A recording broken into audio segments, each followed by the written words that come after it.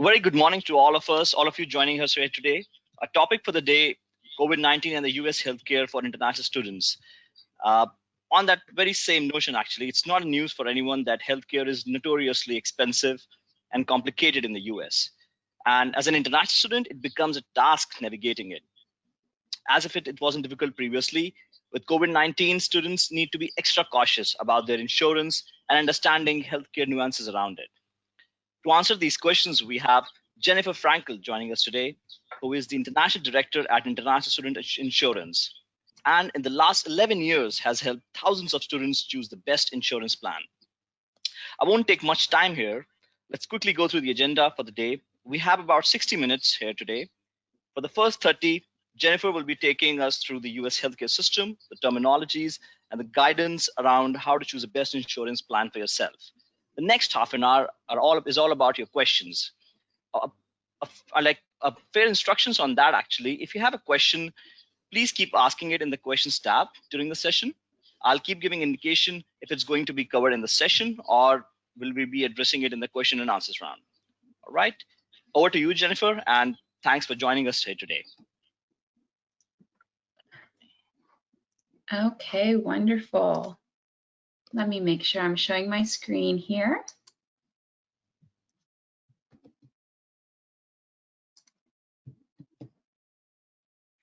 Okay, thank you so much. I am delighted to be here and want to thank MPOWER for inviting us to speak with you today about COVID-19 and the US healthcare system for international students. Given the climate we're in right now, I can't think of a better time to have such an important topical conversation.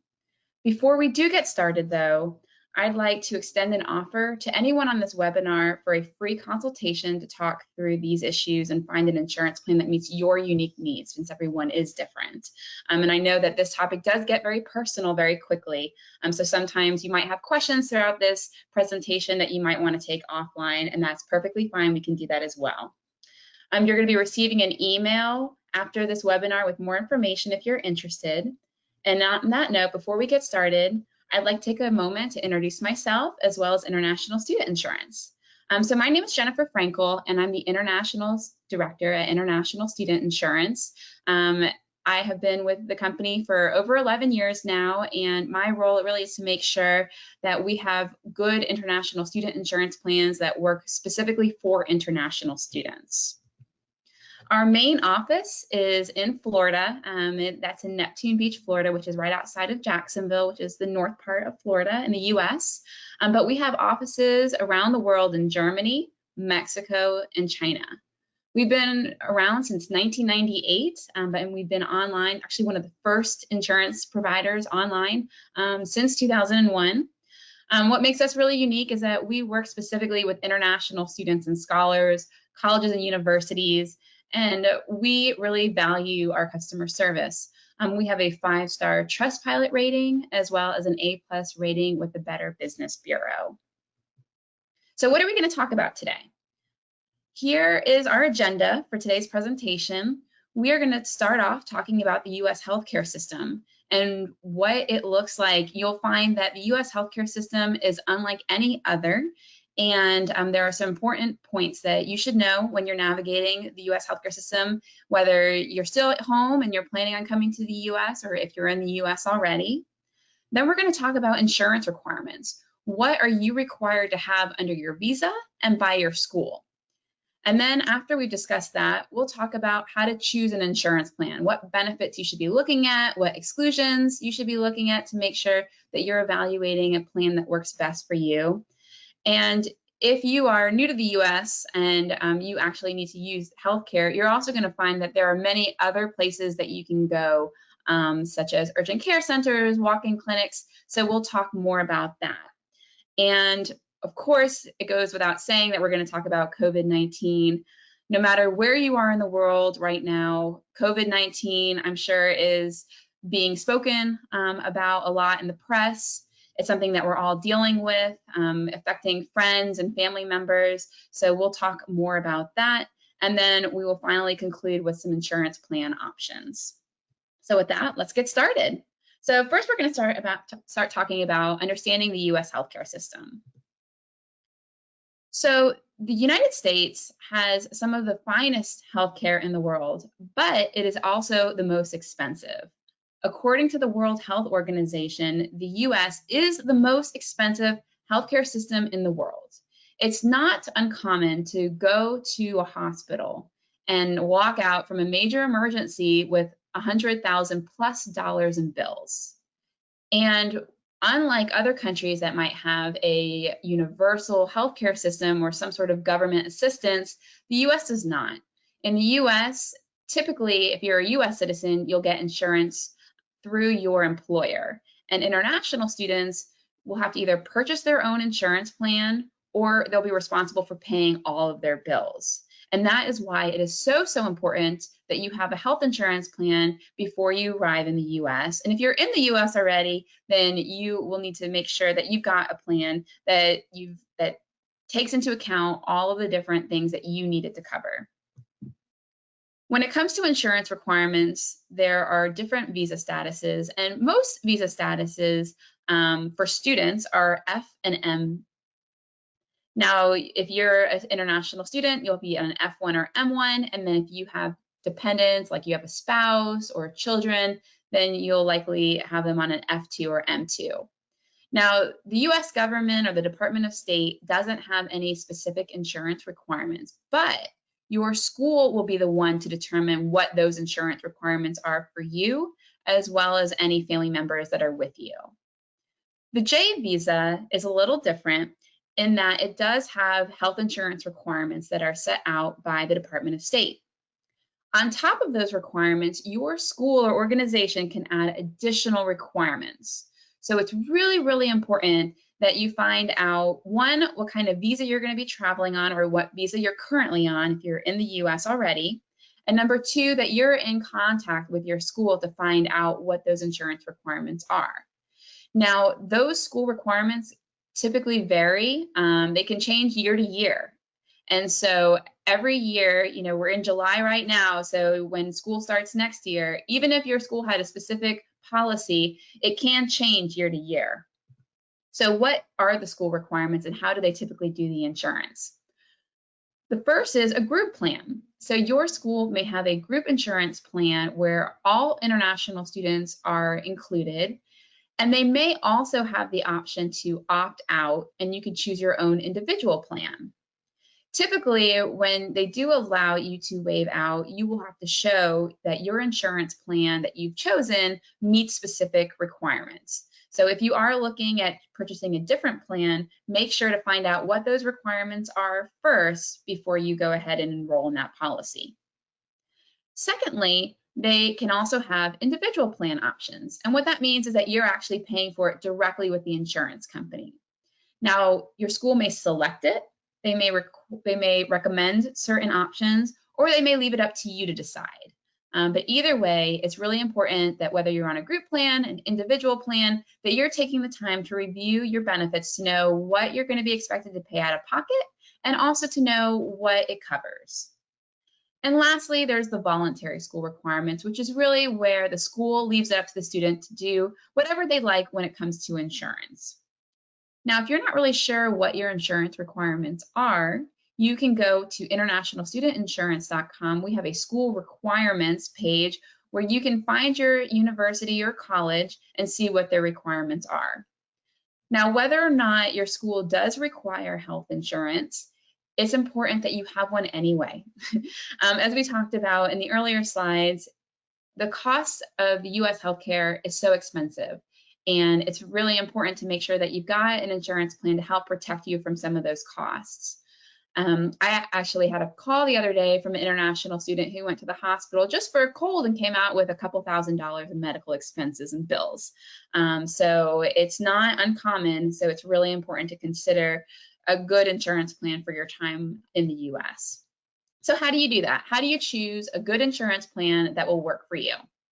Here are just some important Highline items that you should look at before you purchase a plan. The first is a policy maximum. This is the total amount that the policy will pay out for any medical bills. Now, that policy maximum can be per year.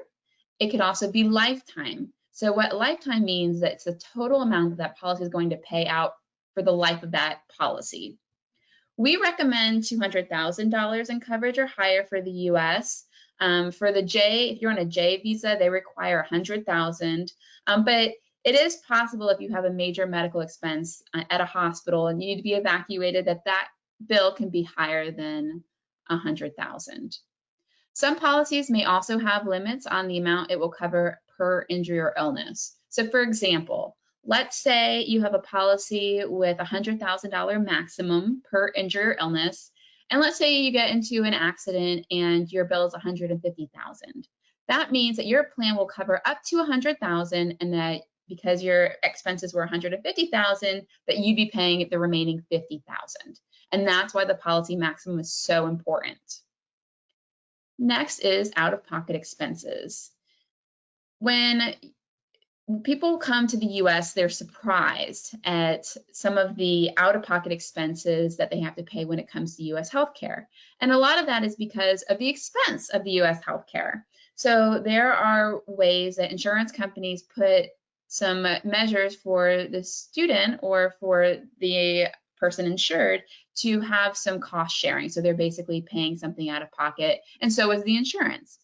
In other countries, when you get an insurance plan, it may cover you fully, but in the US, it's very common to have what's called deductibles, copays, and coinsurance. And I'll explain what these terms mean because they'll come up again and again as you're reviewing insurance plans. A deductible is how much you pay first out of pocket before the insurance covers you. That deductible can be per year, or it can also be per condition. It's typically an amount that you'll pay when you go get medical treatment at the time. You should be prepared when you go to the doctor, for example, to pay that out of pocket. Copay. Copay is a little bit different than a deductible because it's how much you pay out of pocket each time you go for a visit. Not every insurance plan has a copay, but it may, and it may only be restricted to certain types of doctors or, let's say, clinics. And if you have, let's say, a $25 copay at the doctor visit, that means that every time you go to the doctor, you'd be paying that $25. Coinsurance. I like to think of coinsurance as cost sharing, co meaning share, so sharing insurance. What it is, it's a percentage that you're paying and that the insurance company is paying. So if you see 80% covered after your deductible or copay, that means that you're paying the insurance company is paying 80 and you're paying 20%. Oftentimes there's a limit on how much you're going to pay out of pocket, but it is important to see what those out of pocket expenses are, so that way you know what to expect when you get medical treatment.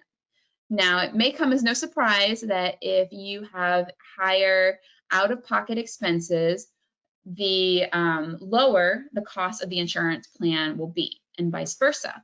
So you'll have to weigh how much you really want to pay for the insurance plan and how much you want to pay when you go get medical treatment, because oftentimes they're trade-offs. Next is the plan benefits. The most important thing to think about when you're looking at plan benefits is to look at the entire insurance policy. So when you're looking at insurance, you'll oftentimes see what's called the schedule of benefits, which is basically a table that outlines coverage, but that's not the full story. So I encourage each of you to take the time to read through not only the brochure, but ask for either the master policy or their certificate policy wording, and that will give you the language of what's covered, but more importantly, what's not covered, which is called on insurance plans the exclusions. Here are just some important ones to look at. Mental health. So mental health would be if you needed to go seek help, let's say with a counselor or a psychologist, psychiatrist, especially right now with COVID and social isolation, it can be a particularly hard time. So having those benefits in there in case you do need that support is really important. Organized sports is another important plan benefit.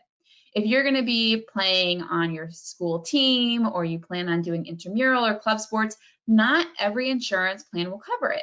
Sometimes you'll see an insurance plan that says, oh, it covers accidents and illnesses. Oh, but except sports. So it's really important to read the policy wording, or if you're not clear, ask and find out whether the sport that you're participating in is covered. Pre-existing conditions is another important plan benefit to look at. If you're not familiar with that term, what it means is basically it's a condition you had before your plan started. So it could be something like a illness. Let's say you have asthma and then you buy the plan. then because you had the asthma before your plan started, that's considered a pre-existing condition. It could also be something like you fall and you hurt your leg, and then you buy the plan. Well, that broken leg or sprained leg, for example, that would be considered a pre-existing condition. And some policies will cover it right away. Other plans will have a waiting period, and still other plans may exclude it entirely. So know exactly what is covered and what isn't covered. And then if it is excluded or if there is a waiting period, you can think about alternative measures to hold you over if you're going to be traveling to the US, such as getting medications filled before you leave your home country, or finding less expensive alternative for medications, things like that. And then maternity, especially if you're going to be traveling with your family, for example, you may want a plan that covers maternity because not all plans do. Another important benefit is repatriation of remains as well as medical evacuation. These should be on every insurance plan that you enroll in because it really is so important for any student who's traveling and studying outside of their home country. Repatriation of remains will basically cover, in case of death, the body to be returned back home. And medical evacuation is the transportation from where you're at to either another place that can handle your medical care if it's not available locally, or number two, transport you back home if that's a better option according to your doctor. So really, really important benefits to have. Hopefully you never have to use them, but it's there in case you do.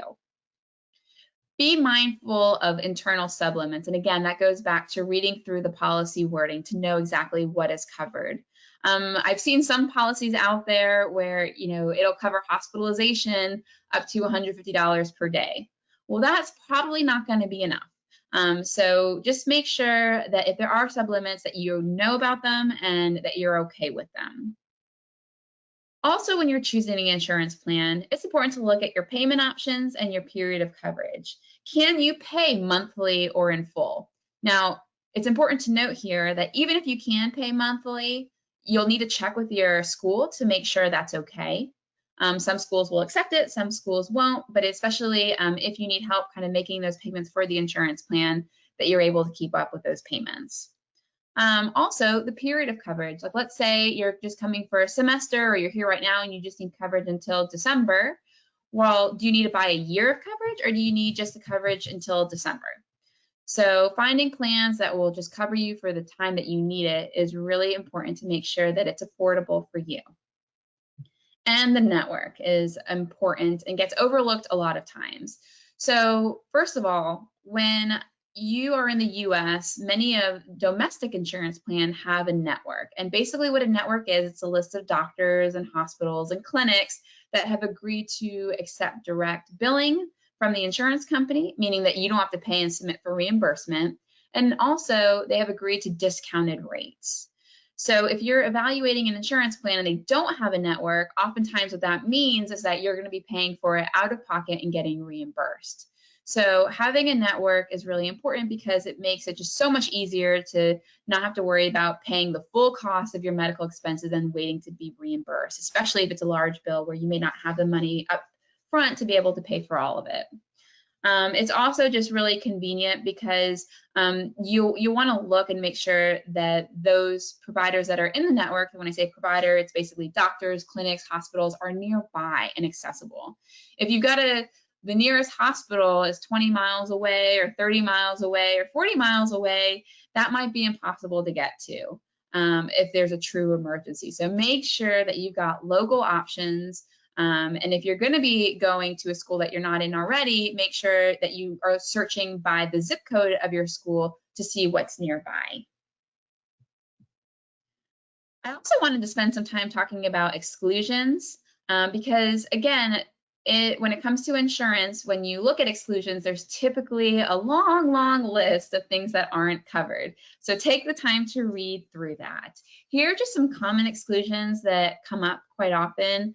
One is pre-existing conditions, and we've talked about that. Typically, a pre-existing condition waiting period, if your plan has it, will be somewhere between 3 to 12 months. So again, if it does have a waiting period for pre-existing conditions, you'll want to make sure you've got any medication before you leave your home country. You can see what other services you might need and find discounted rates. Sometimes communities will have places that they can go that have reduced rates, or you can even talk to your own doctor and just say, listen, I'm going to be paying for this out of pocket because my insurance plan won't cover it until later. You know, what can we agree on in terms of rates? And it's also important to note that in the US, there's no one rate for everybody. So you can even call around and find out what those rates are at the different hospitals or different clinics or different doctors to find out what's affordable and accessible for you. Another common exclusion is routine physicals, annual examinations, vaccinations, immunizations. Typically, especially on individual plans, these are not covered. Or if they are covered, there is usually a limit. I always suggest that you get your physicals done, your vaccinations, immunizations done before you come to the US. Or if you can take care of it, let's say you're already in the US, if you're going home, let's say for summer or for spring break, you can plan on doing it there. Again, if it is excluded, it doesn't mean that you can't get it. It just means that you have to pay for it out of pocket. So it's really, really important to check to find out what those costs will be beforehand. And you can call around and find out what those costs are to compare, because just because it's at the rate at one place, it's going to probably be a totally different rate at another place. Dental and vision are something that come up quite often, and in US healthcare policies for US citizens, typically dental and vision are separate. And so a lot of people actually don't have dental and vision coverage, although they may have a more comprehensive health insurance plan. And it's no different for international students. I would suggest that before you leave that you go get your dental checkup, you get your eyes checked as well. If you wear glasses or contacts, you bring extras just in case. Of course, you can go get checkups while you're there, but many plans do not cover the routine dental or vision care that you may need while you're abroad. Drug and alcohol related injuries or illnesses. So for example, let's say you are drinking and you get in the car and you get into an accident. A lot of plans won't cover that. Or if you're under the influence of drugs and you get into an accident, that's not covered. Especially, specifically if it's an illegal, you're above the legal limit, or, it's an illegal drug. So if you are doing any of that, just know that, again, it's not covered in your insurance plan. Anything that is not medically necessary is not covered. So if you wanted to, let's say, do some cosmetic work done, or you just want to get something done that's not medically necessary, again, completely fine, you can do that, but oftentimes it's not going to be covered on your insurance plan. And if you're not really sure, you can always ask. So always ask to find out whether something is covered or not, especially beforehand, so there's no surprises. Extreme, hazardous, and organized sports. So if you are going to be playing on a school sport team, or you've got hobbies that kind of expose you to other extreme activities, then double check to make sure that that sport or that hobby is covered. Professional sports, for example, are not covered in most health insurance plans. And then finally, we have maternity. So as I mentioned, not every insurance plan covers maternity, and some do. But almost all of insurance plans will not cover, especially for international students, cover someone who is already pregnant. So if you are thinking about getting pregnant, or you think it's a possibility, then make sure that you buy the plan with maternity, because it'll be a lot harder to get that if you are pregnant at the time that you're trying to find the insurance plan. So that takes me to where to seek treatment. And I think this slide is really important because a lot of times students get confused when it comes to where to go, because the US healthcare system, as I mentioned, is very different than in many other countries around the world. So the first important place to start at is your student health center. Many college campuses have a student health center that are either free or offered at a reduced rate. It's a great place to go for non-emergencies. So if you have a cold, you got a stomach bug, you're just not feeling well, it's great to go to. Not all college campuses have it, but many of them do. So check to see where it's located, how much it will cost, and what kind of services they offer and what their hours are. If that's not available, then there's also urgent care or walk-in clinics. This is my absolute favorite because there's no appointment needed and you can go and do many of the tests on site. Walk-in clinics are usually considered, or they're called convenient clinics, and you can find them at CVS, Walgreens, Walmart, Rite Aid, Publix, and they're great places to go, especially if you just need something that's easy and quick.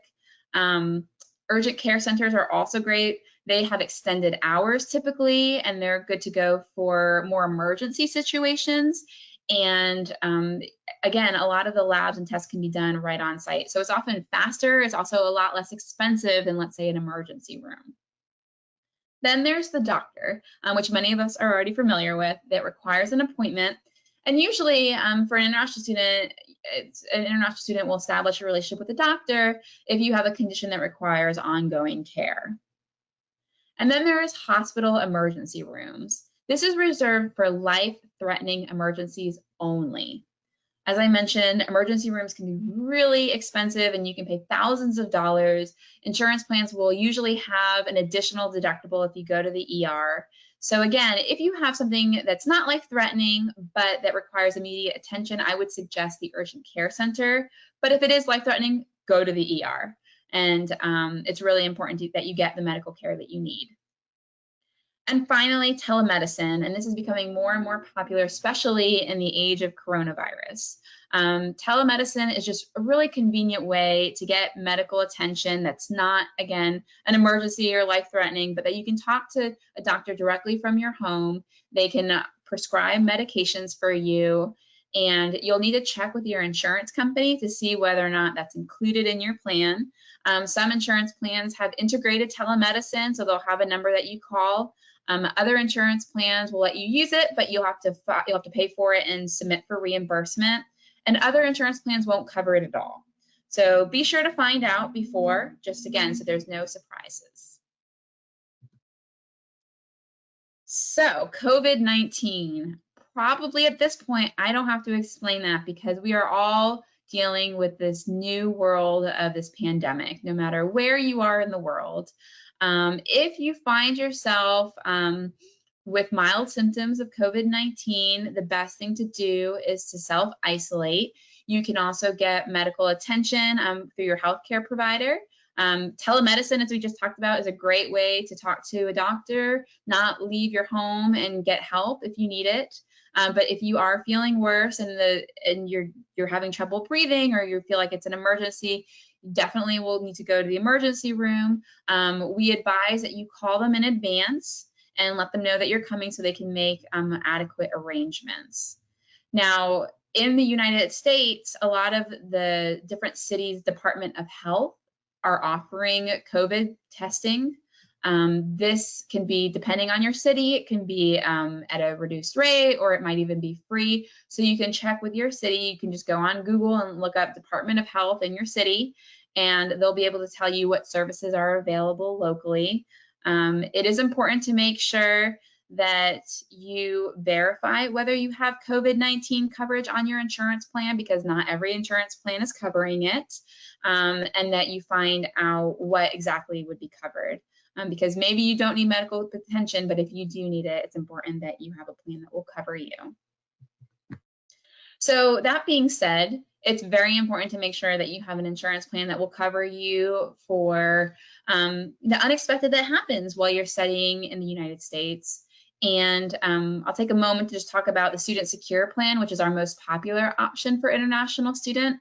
All of the plans that we're offering cover COVID-19 the same as any other illness. What I like a lot about this plan is that it comes in 4 levels, so you can choose the plan that works better for your budget and also for your unique needs.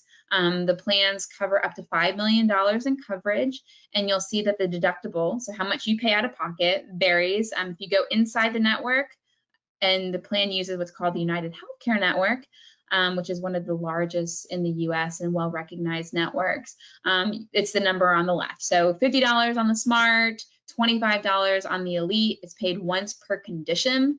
So what that means is, let's say you fall, you hurt yourself, you pay that deductible, but if you have to go back for labs, x-rays, medications, follow-up doctor's appointments, you don't have to pay that deductible again. But let's say you get sick and you have the flu and you need medical treatment, then you pay that deductible again because it's a new illness. And below that, you'll see that there's the coinsurance. And again, this is the cost sharing. So it's how much you're paying and how much the insurance company is paying. So on the elite level, it covers 100% if you're in the network after that $25 deductible. And on the smart plan, after the $50 deductible in the network, it covers 80%. And you'll see that the rates vary level to level. So depending on your age, the rate starts on the smart level at $31 per month. And on the elite, it goes up to $97 per month. So here are just some important highlights that I wanted to point out on the plan. The first is that you can begin coverage as soon as the same day. So if you're listening to this webinar right now and you're in the US and you're like, oh no, I don't have insurance, well, you can actually start coverage as soon as the same day. This plan will cover you anywhere outside of your home country. So it'll cover you in all 50 states in the US, as well as around the world. So you know that you're fully covered no matter where your travels take you. And it's very flexible in terms of the period of coverage. So you can buy as little as 15 days of coverage with this plan, up to a year, and then it's renewable up to 4 years. And you have the option, again, to pay monthly or in full. Again, check with your school to make sure it's okay if you do want to pay monthly, but that is an option on the plan. And as I mentioned, this plan uses the United Healthcare Network. So that means if you go to any of those doctors, hospitals, clinics, you won't have to worry about paying out of pocket first and submitting for reimbursement, but instead it offers direct payments. And there are also organized sports covered on the budget, select, and elite levels. And the good news is that it meets most visa requirements and works for most schools. And like I said, you can go on our website to the school requirements and find out whether or not this plan will work for your school. Once you do have the plan, then you have access to your student zone, which is your one-stop shop, your one-stop portal to get everything insurance. So you'll be able to find doctors and hospitals. You can actually file and track your claims right online.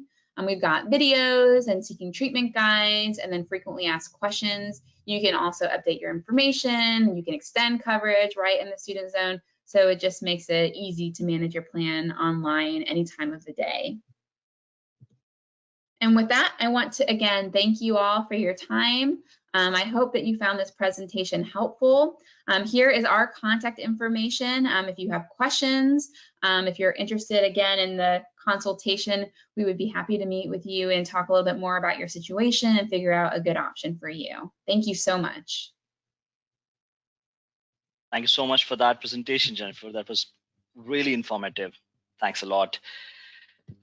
Moving on to the question and answers round. So I see a lot of questions, talking a lot about their customized, like their own profile.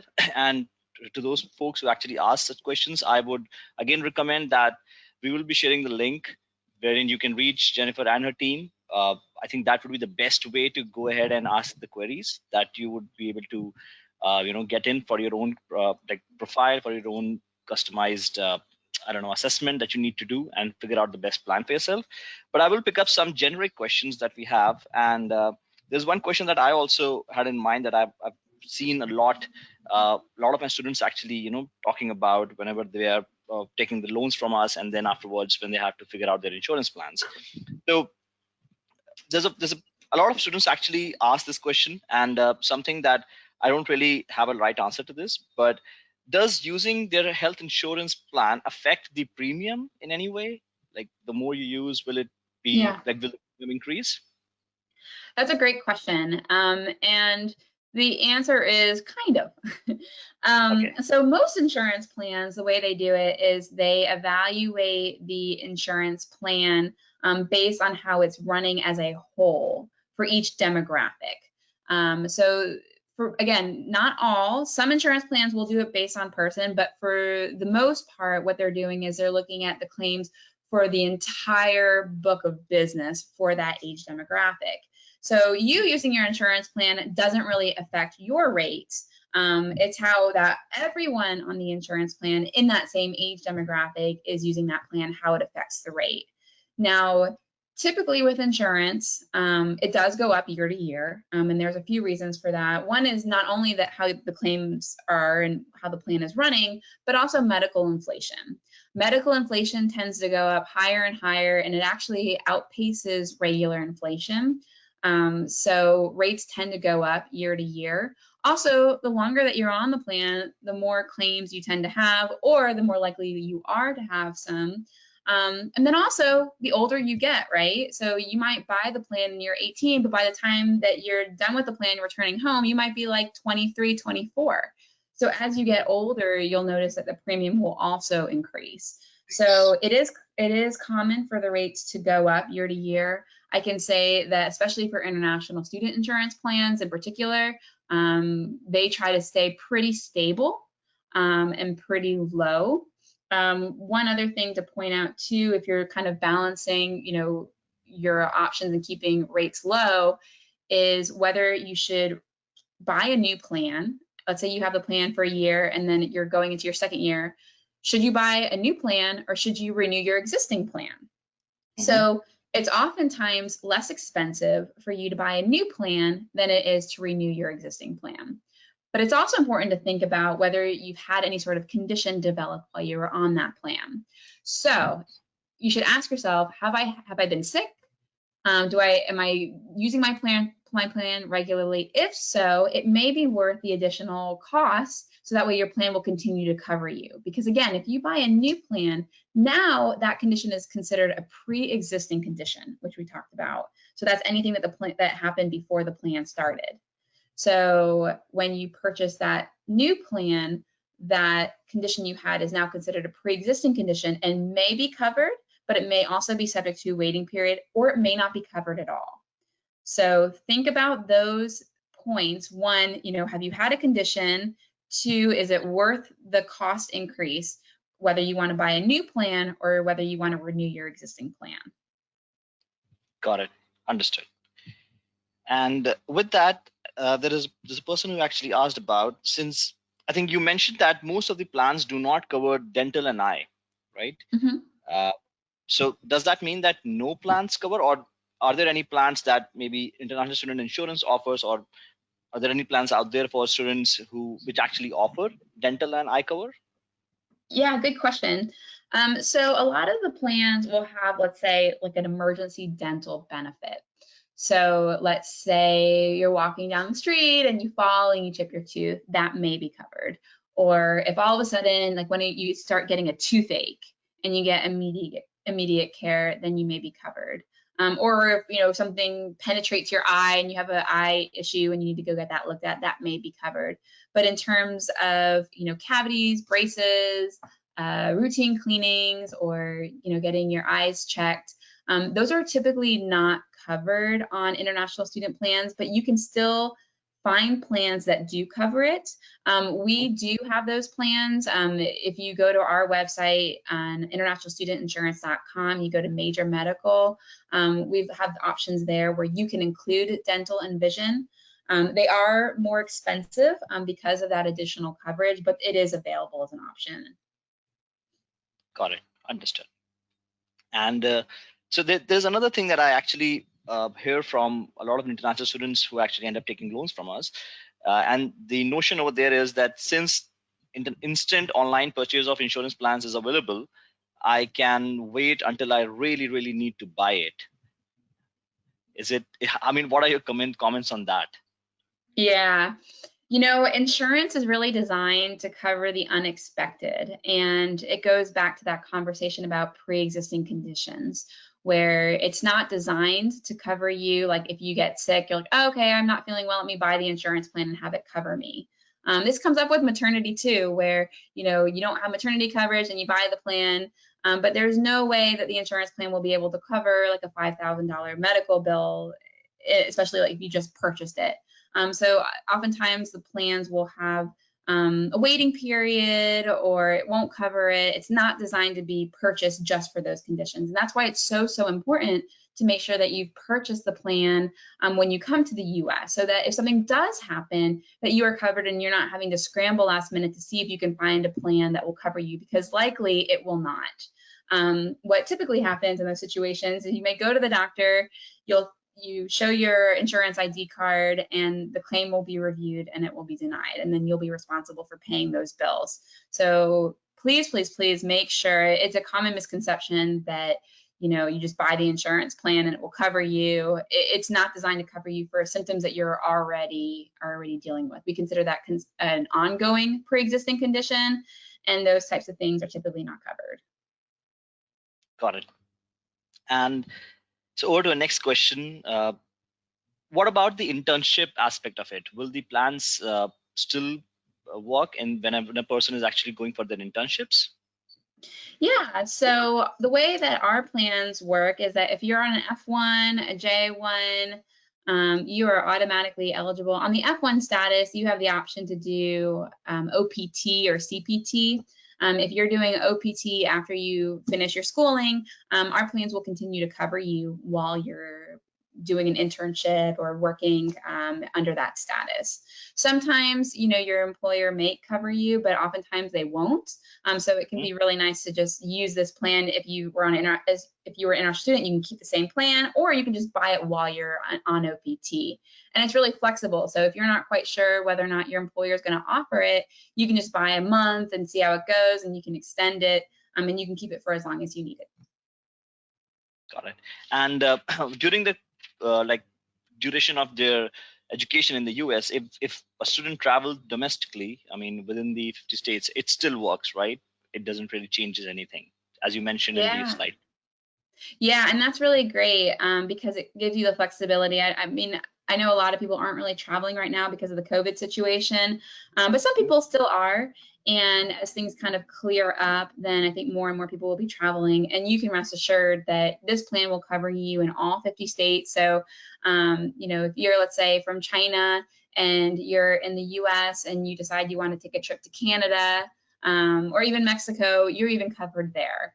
So you can rest assured that wherever you are, as long as it's outside of your home country, you are covered. And as I mentioned, the plan uses the United Healthcare Network.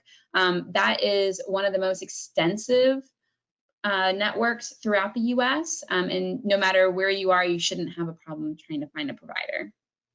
Got it. And so there's a question from one of our attendees. He actually asked that if the person travels back to their home country during, in the summer break, will the plan pause or will it continue to work and the particular days have been lapsed? Yeah, so it really depends on the plan. For our plans, there's no way really to pause a plan. So what you have two options. One is, you have it terminate upon your arrival back in your home country, and then you purchase a new plan when you come back the following semester. Or you keep it active, even though you're not really using the plan, you can just keep it active. And so why would you want to do that? It all goes back to pre-existing conditions.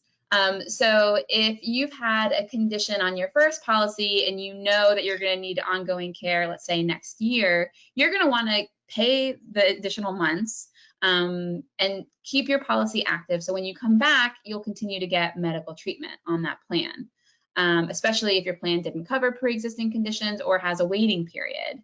But if you haven't had any issues and you're not too concerned about it, and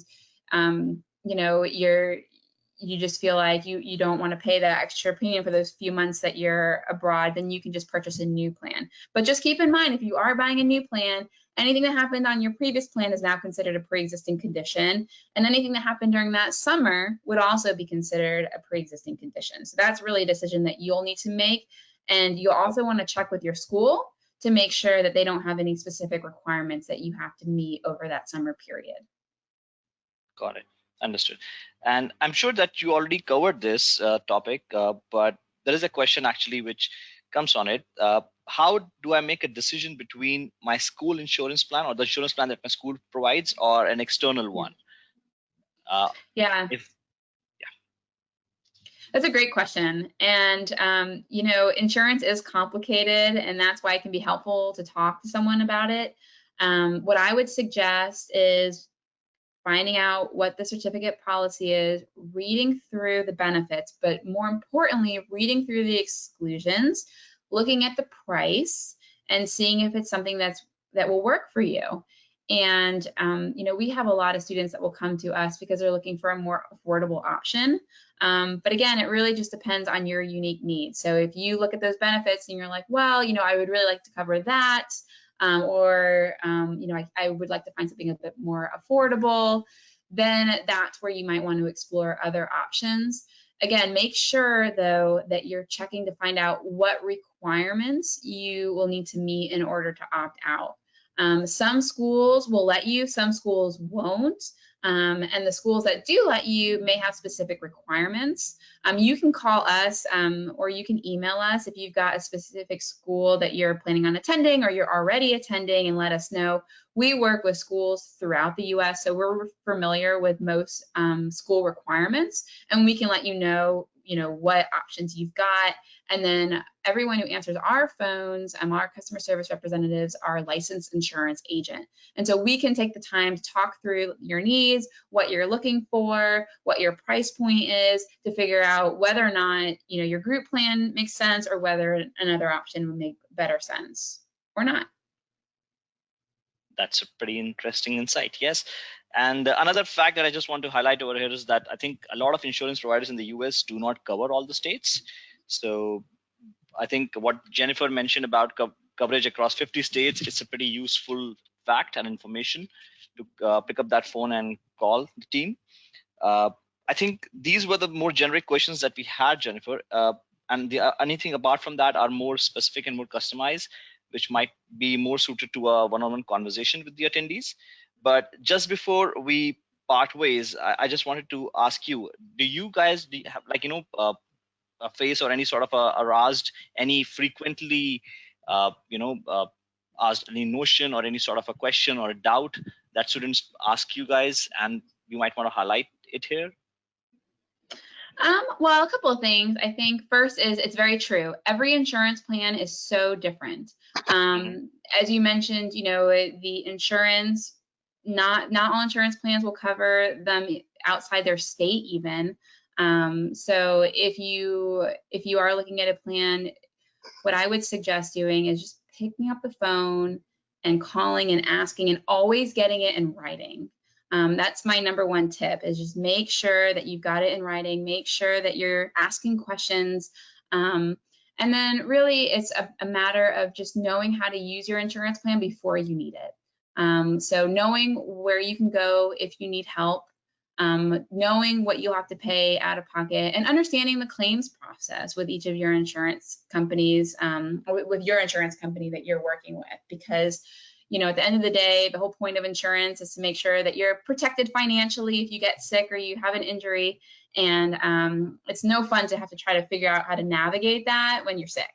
So try to do that in advance, and that way it'll be a lot less stressful when you actually need to use it. Got it. Understood.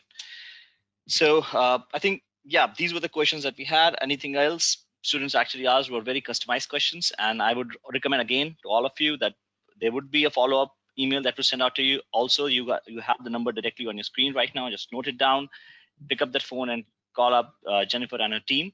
I think they will be really happy to do a free consultation for you guys as well, something that they're really generous about with our webinar attendees.